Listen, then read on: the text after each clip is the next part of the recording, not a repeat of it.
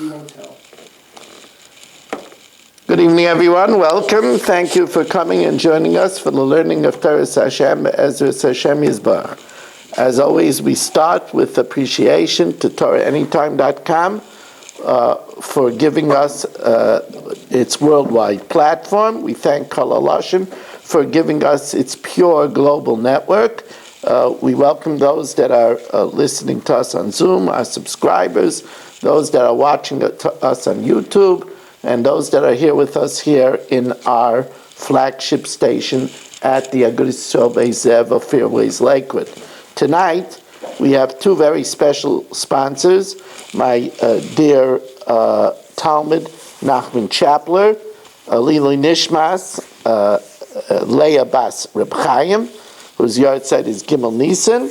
Her neshama should have an aliyah. She should be a Melitza Yeshara for her family, for all of us and all of Klal Yisrael. We want to wish them also a mazel tov on the birth of an Einikel, a boy. It should be Zeichel Achnisa Brisa Shel Avraham Avinu B'Zmanai. And at the same time, we learn for Nachman's refuah and gesund, especially tomorrow with his visit to the hospital. Nachman Yaakov ben Sarah should have a refuah shalema b'sech Shechel Yisrael. We are also sponsored by a wonderful Talmud, David Marciano and his family, L'Refuah Shalema for Yosef ben Esther. Should have a Refuah Shalema b'Seich Shachar Yisrael. If you would like to sponsor a share, 718-916-3100. Again, that's 718-916-3100, or email at rmmwsi@aol.com. The Torah tells us, and we say it in the Haggadah, V'eslachatzenu ze'atchak. What does it mean? Lachatzenu? That's tchak. That's pressure. K'moishe nemar, like it says, V'gamra isi es halachatz. Hashem said, I saw the lachatz. Hashem mitzrayim loichatzim oisam. I saw the oppression that the Mitzrim oppressed them. So there's a very obvious question. If you want to prove that lachatzenu, oppression over here, means pressure, then how do you see it from the pasuk that doesn't say anything about pressure? It says, "Ves lachatzenu ze'atchak."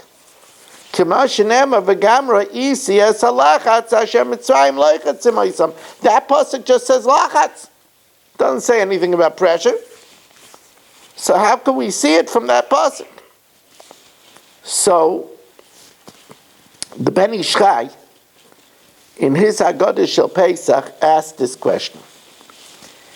And the Heilige Ben Ish Chai, Zecher Tzadik Livracha, Zchus Yagen Aleinu, the Ben Ish Chai says that lachatz means when one is given more than they can handle.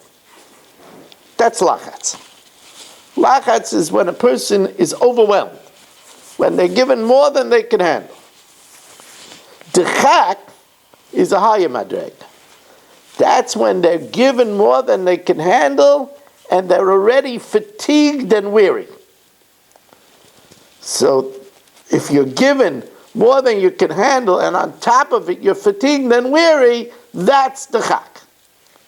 So the Ben Ish Chai says that when the Haggadah says V'es lachatzenu, the Haggadah wants to know what is the V'es coming to include. It says V'es lachatzenu. So what's the Es coming to include? And the Haggadah answers Ze'atchak. That's pressure. In other words, what it means is that on top of the fact that they were overwhelmed, but they were also fatigued and weary. Now, says the Ben Ish Chai, how do you know that from the pasuk? Because it says, "V'gamra isi es halachatz." Hashem said, I saw the lachas. What do you mean you saw the lachas? It seems to be that Hashem had to discern it. And the answer is that Hashem saw that when they gave us 600 bricks to do, he saw that we were weary and fatigued. That was the extra thing that he saw. Perhaps we could add, I wanted to add to what the Ben Ish Chai said, is actually there's a superfluous part of the pasuk. The pasuk says, "V'gamre isi es halachatz asher Mitzrayim loichatzim oisam." Now it could have just said, "V'gamre isi asher Mitzrayim loichatzim oisam." Could say, I saw that the Mitzrayim oppressed them. Why does it have to repeat? V'gamre isi es halachatz. I saw the oppression asher Mitzrayim loichatzim oisam. It's double talk. The answer is that Hashem saw two things. I saw that they were overworked, and I saw that they overworked them when they were fatigued and wearied. Now, on these words, Zat Chak, the Pe'er Aaron says an incredible gematria. Really, Hashem Yinkim Dama, he was murdered by the Nazis. Everybody knows that every year I'm delighted. The Pe'er Aaron is one of his many interpretations on the Haggadah. This is a pirush just Haggadah. Just gematria. He says, what's the gematria of Hadachak? Well, Hey is 5. Dalet is 4, that's 9. Ches is 8, that's 17. Kuf is 100, that's 117. Now those that know the numbers, the Shibud was 117 years. Kuf Yud Zayin Shana. Why? Because the Shibud started when the last of the Shvatim died. The last of the Shvatim died. That was Levi, who died 117 years before the exodus from Egypt. So Hadachak is the sum total of the years of pressure that the Egyptian gave us. So many secrets in the Haggadah that we don't understand. Now the Gra, the Malbim, and the Hamikdavar is the Netziv, they all give the same pshat as Zat Chak. The Chak means narrow, squeezed.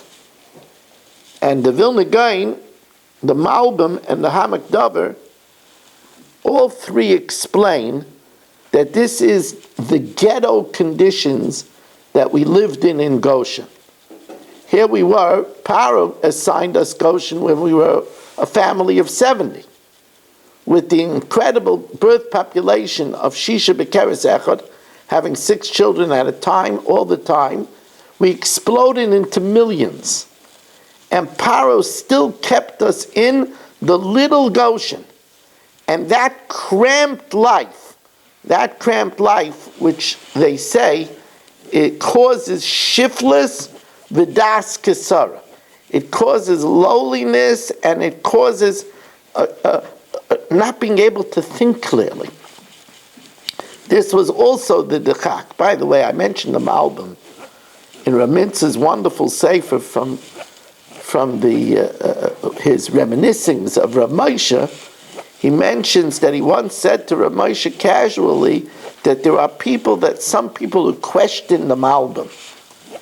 And Rav Moshe answered strongly, Shtu sarai. It's foolish to question the Malbim. He said the Malbim was a Bucky and Nigla and Nister and the revealed Torah and the hidden Torah, and he even had communications with the Gadol Hadar of Kivega. We should never talk lightly about the Malbim. The Medrash Haggadah says that Tchak is they fed us very little. Halach ma'anya, the bread of poverty. They gave us lechem tsar, very little matzah to eat, or mayim kal, and very, very little to drink. And that caused us to have terrible pressure. In the Pirkei Rabbi Eliezer, it says that the pressure was, mamish, we didn't have a second to breathe. It says that we had to make every day 600 bricks, because it says perech 2 times. Perech is gematria 300, So we had to make 600 bricks. And if we were short a brick, they told us we're going to take a baby instead and put it into the walls of Pitam and Ramses. So the pressure, especially towards the end of the day, so here a person at the end of the day, and he still has to make 50 bricks. And he knows if he's short a brick, he's going to be short a child. It was a terrible pressure. And we know that they did this. That this Moshe Rabbeinu went to Rabbeinu Shalom and said, Rabbeinu Shalom, why are you doing this? So Rabbeinu Shalom told him, I'm telling you that the children that went into the walls wouldn't have turned out well. And he said, I'll let you try one. So Moshe Rabbeinu pulled one out from the wall, and Hashem brought it back to life, and that would be Micha, who would cause so much trouble with the pesel Micha, with the idol of Micha. Gemara tells us that the idol of Micha was so terrible that its smoke went up in the air and mingled with the smoke of the Mishkan Shilai, of the Mizbeach and the Mishkan of Shilai. Just Hashem did not destroy Micha because he was very hospitable. But we see that the children would not turn out good. But this was the pressure on the parents. If you don't make it the 600 bricks, we're going to take a child instead. You're short 2 bricks, we'll take 2 children. We'll make you pick the children. So we picture the tremendous pressure that there was. Now, Rav Chaim Palaji says that the pressure is that they were constantly yelling at us. Constantly yelling at us. And he says that the kailos in the Barad, it says that the hail was accompanied by terrible thunder.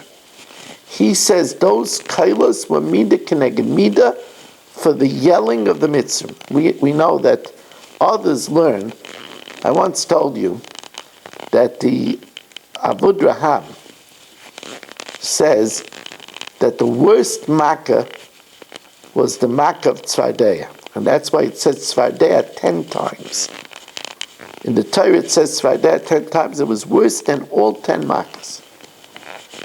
Because the Tzvardeya, it looks innocent, squishy little frogs. But there were thousands of them, and they croaked non-stop. And each one had a different sound. So it was like being in a room with 100 alarm clocks going off at the same time, Yom V'Layla. They couldn't sleep, they went insane. Many Egyptians went insane during the plague of frogs. And again, they say this is because they yelled at us. They were constantly screaming at us. And that's Hadachak. That's the pressure. Yet others learn Hadachak was the psychological warfare of Paro. Paro wanted to break our spirits. So he gave us work that was meaningless. They tell a story about a prisoner that he was in a cell and he had a crank that he had to turn. And they told him the turning of the crank was working an underground mill. And it was producing flour. And after working for years with this, turning this crank, one day they showed him that the crank was not connected to anything. And all these years he did nothing. And he died from that. He couldn't take it. All his life he was doing nothing. That was what the Mitzvim did. See, there's a Machlokes Rav and Shmuel. It says that they had us work in Pitom and Ramses. So it's a Machlokes Rav and Shmuel. One said Pitom Shma. Its name is Pitom. Why was it called Ramses? Sherishan Rishan Misraises. Every layer that we built, afterwards it collapsed. And others say Ramses was its name. And why was it called Pitom? Because Pi Tahaim Baileya. After building a few levels, it got swallowed in the ground. So after working so hard in the baking sun, day and night, it was for nothing. In the Haggadah, L'Saper L'Tzion, great Svardi Chacham in Eretz Yisrael, he brings down from a medrash the same idea, that they had us work in the summer by the bank of the Nile. And they pressured us to work, and then when the high tide came, it swept it all away. And they knew that would happen. When a person works and it's for nothing, that breaks the spirit. Reb Ruven Feinstein, in his Haggadah, makes an astounding statement. Now, he prefaces it by saying that he's not minimizing the horrors of the Nazis in any way. But he said the Mitzrim were worse. The Mitzrim were incredibly cruel. They systematically gave us work that wasn't necessary to break our spirits. He says that's why the halacha is in the Torah that you can't marry an Egyptian for 3 generations. In other words, if an Egyptian converts, you can't marry the first generation, the second generation, only the third generation. That's in order to purge the cruelty of the Egyptians. They were an incredibly cruel nation. Now we have to know that one of the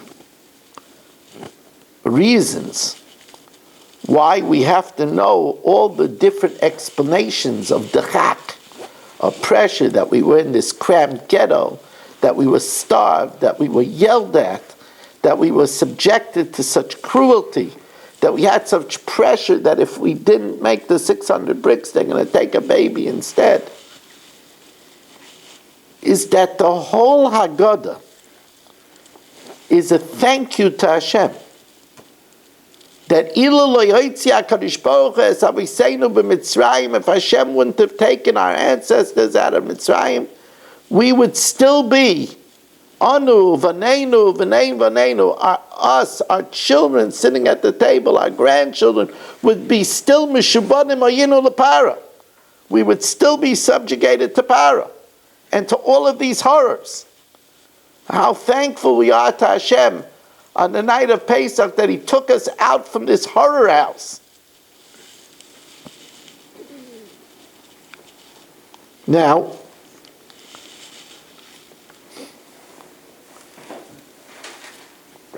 many, many years ago,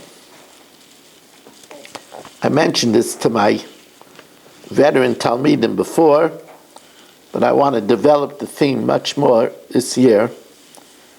Many, many years ago, I was in a hotel together with the Salnica family from Montreal, gesund, and they showed me a Haggadah from the 1700s, where in print, on the words of Morazeh, now we say 3 things, right? Matzah zu Morazeh, right? Pesach.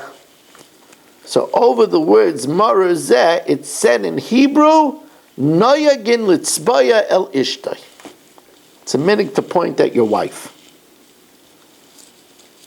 Now, if somebody told it to you, you would say it's a sick joke.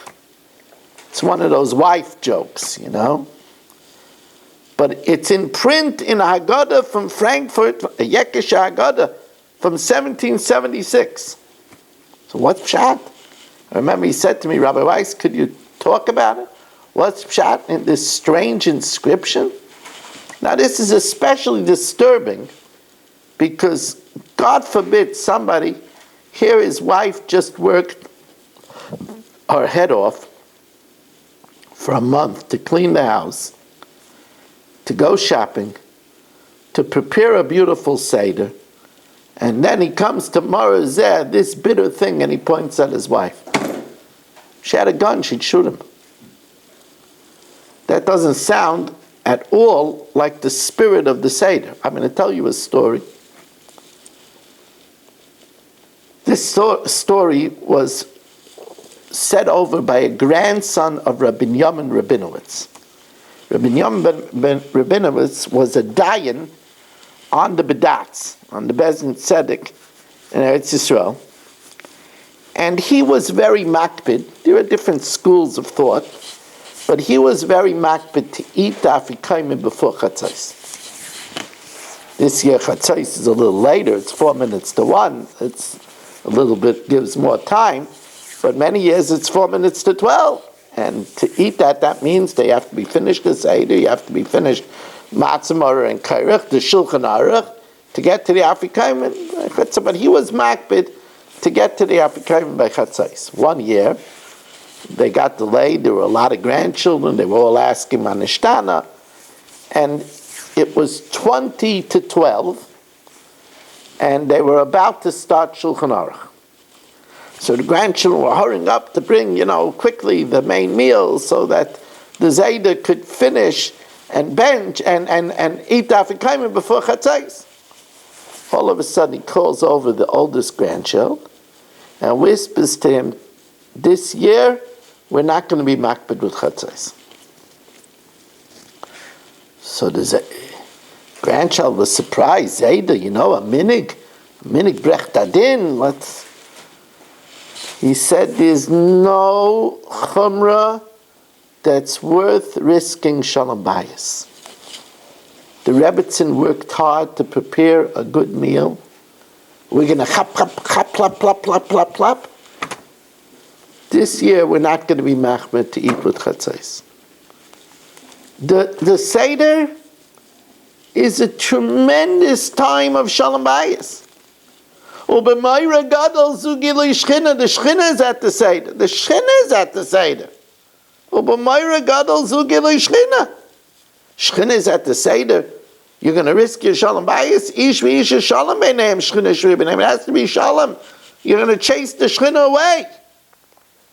So you have to have a very good reason to point when you say Ma'azeh, this bitter, and point at your wife.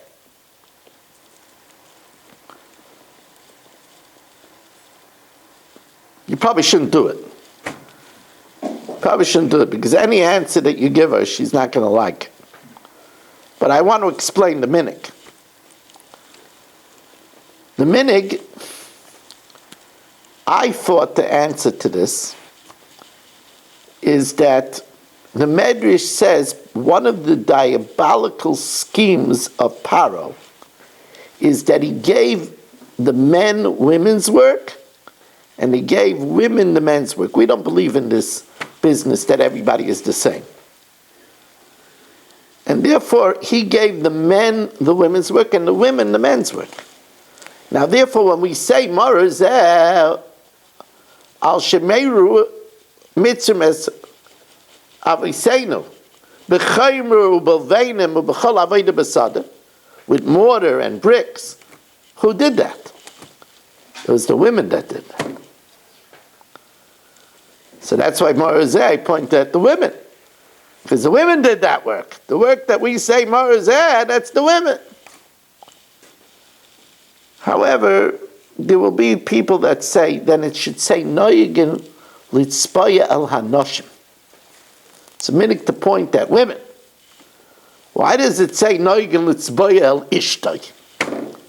Meaning to point at his wife. So I want to tell you that I believe that there is another symbolism. Do you know what the gematria of Maror is?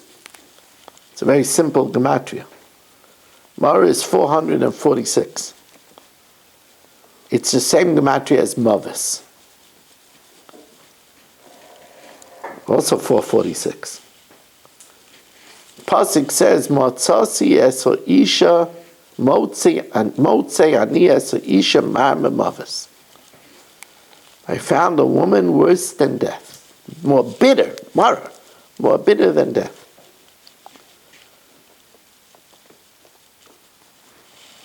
Teaches the Haggadah If you find a woman more bitter than that, eat the maror. It's because of you. Because that's what it says. Zocha nasa loy eze, loy zocha nasa connecta. If you merit, she's your helper. If you don't merit, that means you don't treat her right, then she's going to be against you. So the idea of pointing at the wife and then eating the maror, if she's marma maves, then it's because of you. If she's good, that's also because of you. I always tell people, you should view your wife like a mirror. A wife is a mirror. Whatever you put in, that's what you're going to get. If you're yelling at her, she's going to yell at you much better. She's going to make your wife miserable. Really, it doesn't make a difference who started. But if it continues, whatever you put in that mirror, you're going to get back. Ah, but she started. What's the difference? Whatever you put in the mirror, you're going to get back. If you're grumpy, she's going to be grumpy. If you're a sourpuss, she's going to be a sourpuss. That's the side of marriage. The best way to get something is to give it. That's why sus, marital joy, is a palindrome. Because marriage is reciprocal. And the idea of a mirror, that's the idea of Chazal. Kamayim apanim el panim, like the reflection of a person when he looks in the water, kain leiv ha'adam la'adam. So is the heart of man to man. That's the way it works. Now on this night, we have to be very careful. You know, one of the simanim of the Seder is that we announce Moitzi Matzah. Some people say the simanim before they wash, because they don't want to talk after they wash. So before they wash, they have the conductor of the Seder go through Moitzi Matzah, Morer, Kairech, and they explain these three simanim. Moitzi Matzah, what's this Moitzi Matzah? So the simple meaning is it's there to remind you, don't forget, it's not like the whole year. There are two brachas. There's a Moitzi Lechem in Haaretz, and there's a bracha of Asher Kitchanu b'mitzvos v'tzivanu ala achilas matzah. So that's the siman of Moitzi Matzah. Don't forget there's two brachas, the Moitzi and the Matzah. Don't forget that. The Chidah says something else.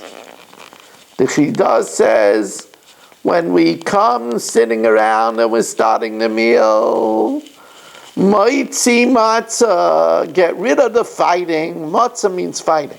It means strife. Moitzi Matzah. To have a good Seder, you have to get rid of the fighting. Oh, is this an important idea? I told you that there's a pshat in the simanim of the Seder as follows. It's a beautiful pshat. I only want to say it quickly. Kadesh, if you want to sanctify yourself, urachatz, and you want to clean yourself spiritually, the first thing is karpas. Klal Rishon Pes Asim. Karpas is an acronym. Klal Rishon Pes Asim. The first principle is keep your mouth shut. Now you want to go further? Yachatz Magid. What you have to say, have. Even what you have to say, have. Rachza, you want to clean yourself further? Moitzi Matzah. Get rid of any fighting. Because Morer Kairech. Bitterness is wrapped up with fighting. If you do that, Shulchan Aruch, your table will be set in this world. Barech, you'll be blessed. And in the next world, Hallel, you'll sing to Hashem. We'll sing to Hashem, and Nirtzah, and we'll find Hashem's acceptance. Seder is a time where we bring family unity. That's why we invite everybody at the table, the Chacham, the Rasha, the Tam, the She'eni, the Elisha. We bring everybody together. This is a time of actus. This is a time of unity. This is a time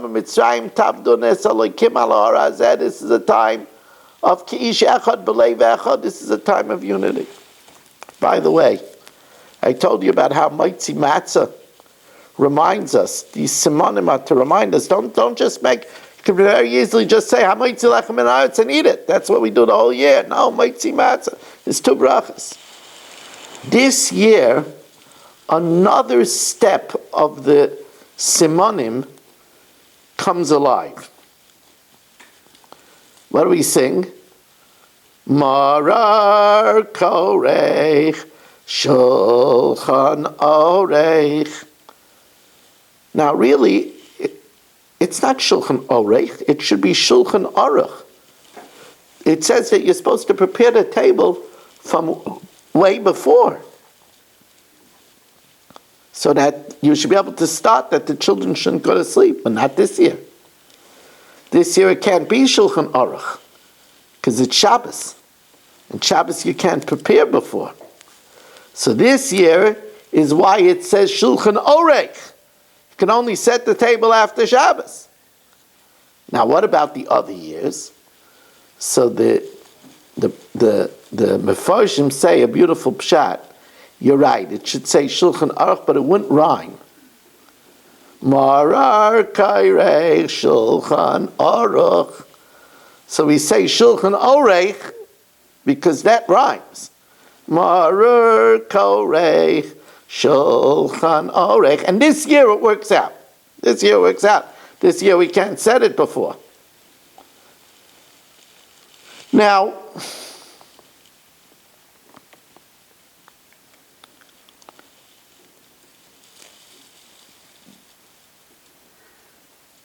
it's interesting that sometimes we miss out in what is the real reward of the season.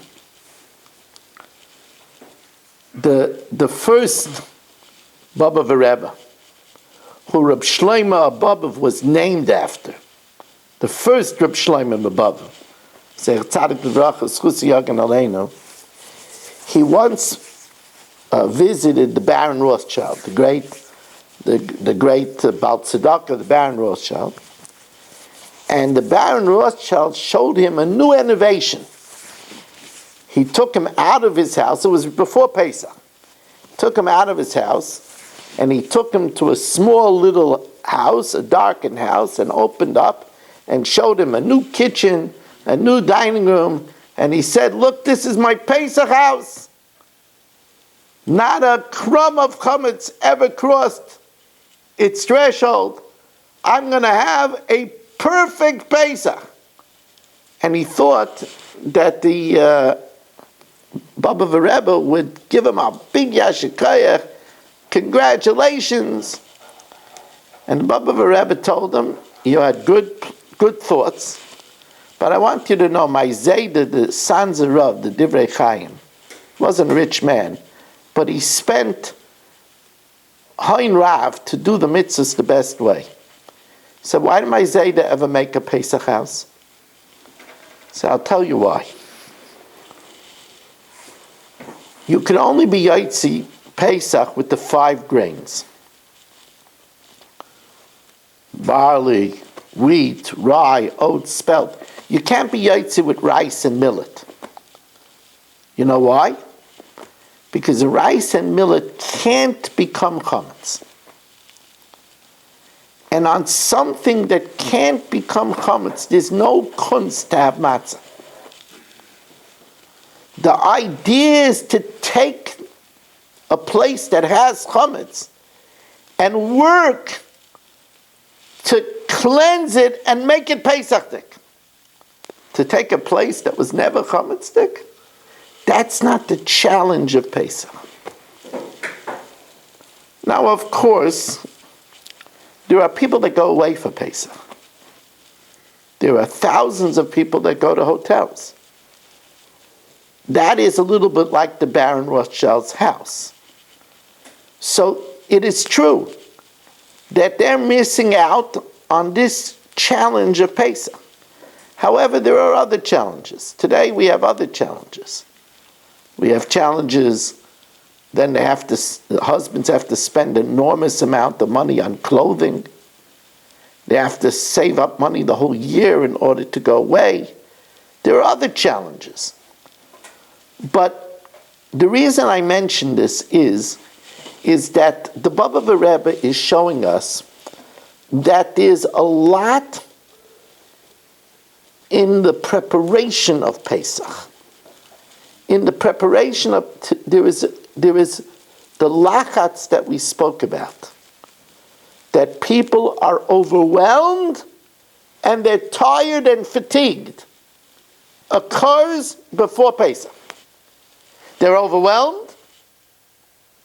And on top of being overwhelmed, they can't. How are they going to finish? They didn't kasha yet. How are they going to make all the food? They didn't buy everything yet. How are they going to get the kids the clothing, the shoes? How are they? There's children that have to go to the doctor before, and then they're overwhelmed and they're fatigued. It's at such a time that there is a tremendous challenge. And when we succeed in overcoming these challenges, this is the greatest part of Pesach. You'll say, the greatest part of Pesach is when you sit and eat the matzah. No, sitting and eating the matzah is easy. Putting your feet up and reclining and eating the matzah, that's not hard. The achana of Pesach, oh, that's hard.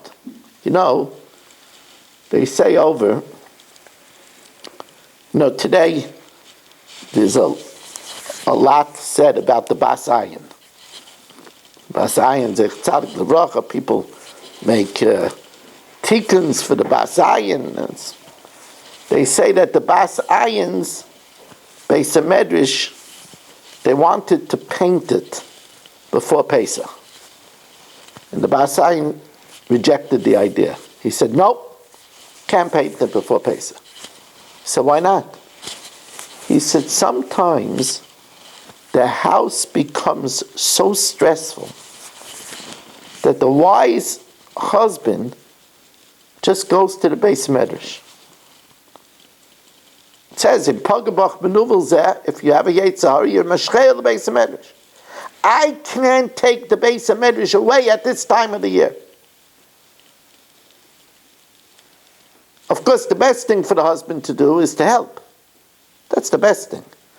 You say over Maisa with the Tepliker Rav. Tepliker Rav had a very chashuv kollel in Yerushalayim. One day, it was a few weeks before Pesach, he makes an announcement. The people are learning with Asmada Gedola, and he makes an announcement and he says, there are some women that are alone for Pesach, and they need assistance. I want volunteers if anybody could help them. So of course these are Erliche Kol Jungeleit. The Rosh Hashiva says that these women need help. They all lined up. So he said, I'm going to give you their addresses, but I don't want to embarrass the women. Each one he gave a paper. Each one had his own home address on it. Each one had his own home address. Go help your wife. I'm going to share with you now something that Reb Shlomo Zalman Auerbach said over from the Vilna Maggid. There was a time, it says every generation had its Darshanim. The Magidim knew how to give across a message. So Reb Shlomo Zalman Auerbach said this in the name of the Vilna Maggid. Pasuk says in Shiram, Ma'yafu pamayich bana olim bas nediv. How beautiful are your footsteps in shoes, O princess. So the Gemara in Chagiga on Gimel Amud Bey says that this is a reference to the mitzvah of aliyah l'regel, when we walked, pamayach, when we walked 3 times a year on the trek, literally walked on a trek to Jerusalem, to the Beis Hamikdash, right? We bought karbanas, right? V'lo yerah afonai reikum. I always wanted to say that it's still in our subconscious. The idea of going away from Pesach, this one's going to Italy, this one's going to Greece, this one's going to Dubai, this is in our subconscious from Aliyah L'Regel. Now this was considered a tremendous Mesiras Nefesh. Because you have to understand, we left to the temple, all able-bodied men, and we left our fields, our homes, our vineyards, our animals unattended. And many times if the women couldn't go, we left the women alone. And Hashem gave us a guarantee. Hashem, it's a pasuk in the Torah. A pasuk in the Torah, it says that Hashem said, I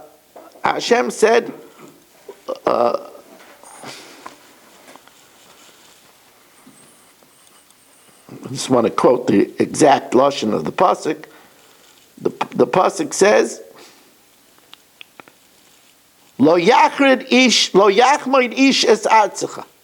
No man will desire your land. As a matter of fact, the great Reb Noach Weinberg used this as one of the proofs of Torah min Hashemayim, that Torah is divine. One man could give a command that an entire nation should abandon their houses with enemies all around, and don't worry, nobody will come in and take them. So this is one of the great proofs of Torah min Hashemayim. He has several proofs of Torah min Hashemayim. I'll just give you one other proof. He has a whole list. But one other proof of Torah min Hashemayim is Shemitah. To say to a whole nation that an entire year, don't plant. An entire year, an agricultural community, an entire year, don't work. And don't worry, the year before, I'll give a bumper crop. Don't worry about it. I'll give a bumper crop. Who in their right mind would give this? It's a raya that it's divine. He gives another proof.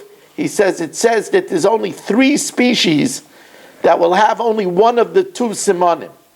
One of the 2 simanim. The 2 simanim of kashrus, right, are split hooves, and that it chews its cud, it regurgitates food. There's only 3 species that have only one of the 2. Who would be able to say this? And then if they find an extra species, it will disprove the Torah. Oh, it shows that the Torah is divine. But anyway, getting off the topic, the pasuk says that the trust that you have in the Eibishter, Mayafu pamayech bana'olim bas nediv. How beautiful are your footsteps in shoes, your royal princess. Ask the Vilna Maggid, says Reb Shlomo Zalman Auerbach, the Pesach Hadar. What's this business of shoes?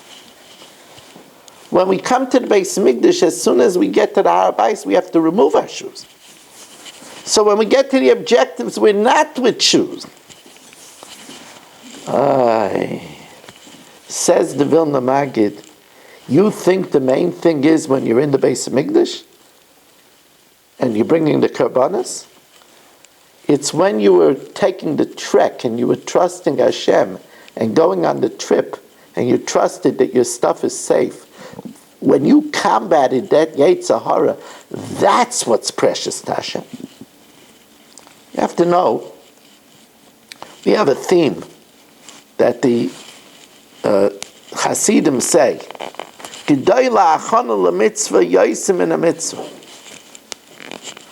preparation where the husbands and wives help each other and they're not raising their voices. We said about the chak is the screaming. That they're not screaming. And if one screams, the other doesn't succumb to act in kind. It doesn't scream. You know, it says in the Pasuk, the Heilige Teferish Shleima says, although this Pasuk is actually talking about Kochim and not the mitzvah of matzah, but he says it's a remez. Matzahs te'ochel b'makam kadosh. You should eat matzahs in a holy place. He says, you want to be yaitz in the mitzvah of matzah, make sure that your mouth is a holy place. Matzahs te'ochel b'makam kadosh.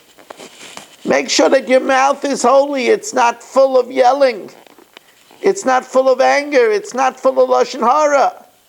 Matzahs te'ochel b'makam kadosh. The Heilige Biala Rebbe, Reberish Biala, says, I got many shalos on how to kasher. How to kasher the oven, how to kasher the grate, how to kasher this, how to kasher that. Why isn't anybody asking me how to kasher their mouth?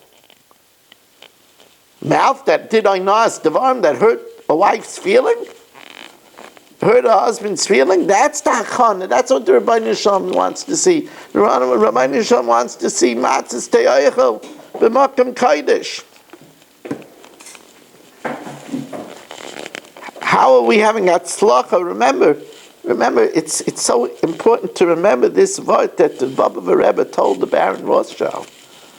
Baba Rebbe told the Baron Rothschild, the kunz isn't to have a house that's ready. Then you're not overcoming any nisyanis. You got to overcome the nisyanis. It has to be able to be chametz. Chametz is a yetzer hara. It has to be able to be, and you have to overcome it. You know, there's a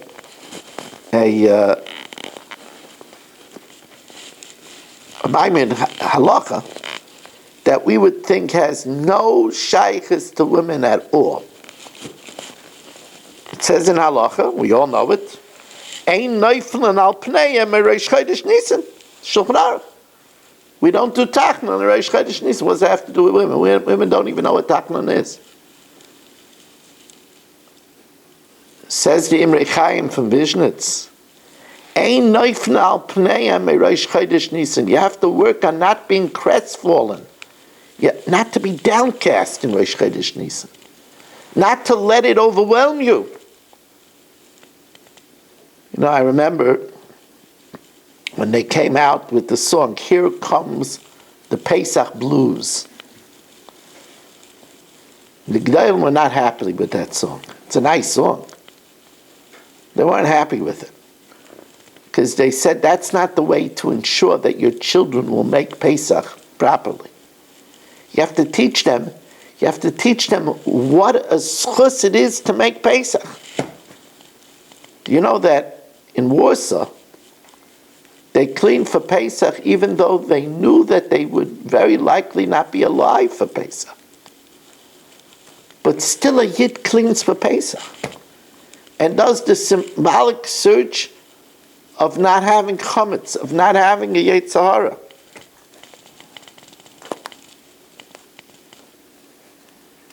You know, the Heilige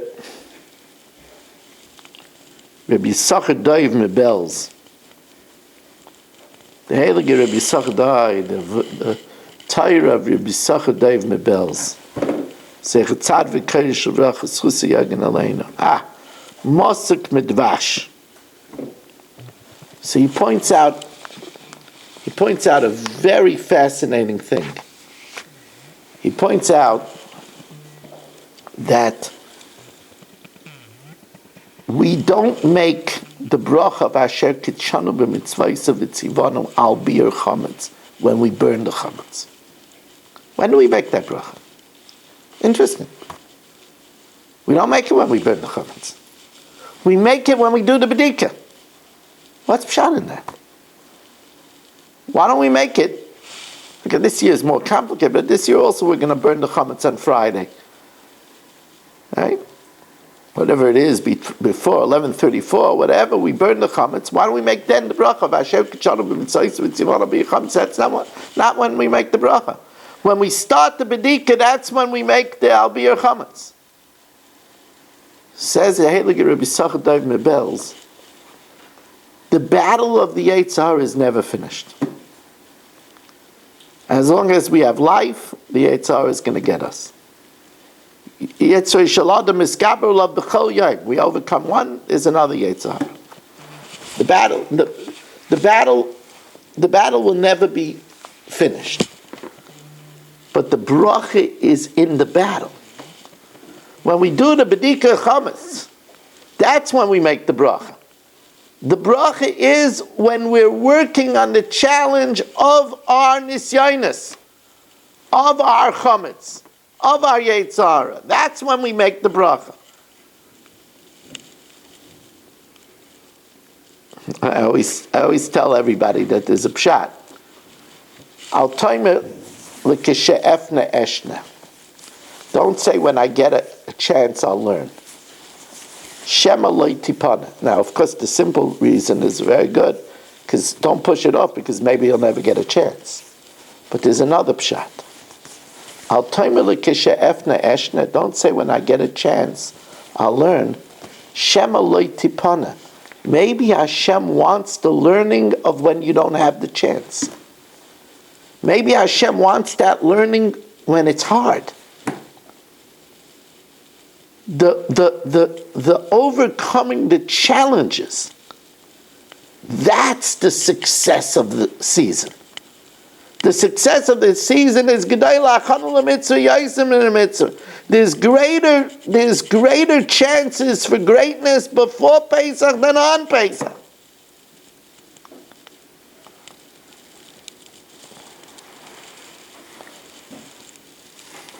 Says Chayiv Adam Liroy Sitzatz B'chol Dar V'Dar. In every generation, Chayiv Adam Liroy Sitzatz Ma Ki'ilu Hu Yatsa Mitzrayim. Every generation, a person has to see as if he left Egypt. Of course, that's the imagery, the imagination. But Orach Chaim HaKadosh quotes a pasuk. The pasuk says, Kel Moitziim Mitzrayim. God, who continues to take us out of Mitzrayim. That's a very interesting pasuk. Shouldn't it be God who took us out of Mitzrayim? Moitziim Mitzrayim means it's an ongoing process, that God takes us constantly out of Mitzrayim. Mitzrayim means that which we are constricted. Every year, there's a possibility for freedom, to rise above our mazel. That's why a beautiful Rabbi Elimelech Biederman says a beautiful remez. Zeicher liyetzias Mitzrayim is Rosh Tevis mazel. Because Zeicher liyetzias Mitzrayim is a time where we could transcend our mazel. But how do we merit this? We merit it when we're working that our wives shouldn't have lachatz. They shouldn't be overwhelmed. And they shouldn't have screaming. And they shouldn't have the pressures of, well, if this doesn't happen, then it's not going to be good. All of these things, we want to rise above our mazel. In our achana for Pesach, we have to make sure that we don't have lachatz in our homes. Now, there are many ways to ensure that there shouldn't be lachatz in our homes. It could be by lowering our expectations of what has to be. It could be by getting enough help. It's not the time to save money on help before Pesach. It could mean that we help ourselves.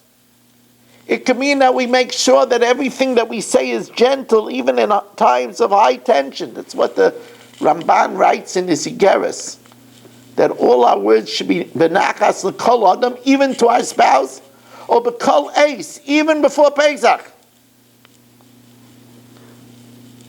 It also means to give praise and thanks. And it also means to make sure that you keep away toxic company. There's some company that's toxic. They have to keep away.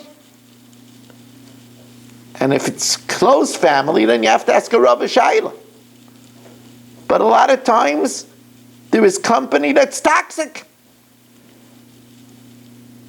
If somebody comes in and points out constantly the chesroinus of your spouse, that's a toxic company. It doesn't belong in a home. These are all things. If we want to raise above our mazel, Zeichel Yetzias Mitzrayim, if we want Bechol Dar V'Dar Chayiv Adam Liras Atzmai Ki'ilu Hu Yatzim Mitzrayim, we have to earn it. We have to make sure that we're not Paro in Mitzrayim, that we don't have lachatz in our home. And this is applicable to the husband and to the wife. There shouldn't be screaming. There shouldn't be unrealistic demands. And there shouldn't be unrealistic expectations. The Seder does not have to be a home beautiful cover. The home doesn't have to be a gourmet cuisine. It's much more important that there should be happiness and ease and a sense of chayrus in the home. I want to thank again our two sponsors, Nachman Chapler, Lila Nishmas, from Goldie, her Bobby Leah Bas Reb Chaim, whose Yotzet is Gimel Nisan. Nachman should have Refuah Shalema, Nachman Yaakov ben Sarah, David Marciano, Refuah Shalema for Yosef ben Esther. If you would like to sponsor a share, 718-916-3100, rmmwsi@aol.com. Daf Yomi this week and next week is at 8:15. Go to zoomdaf.com, put in meeting code RMMW in capital letters. That's my initials, Rabbi Moshe Meir Weiss. Motzi Shabbos, Daf Yomi is at 10:15. Again, at zoomdaf.com. We're learning incredible Agadah Gemara every night.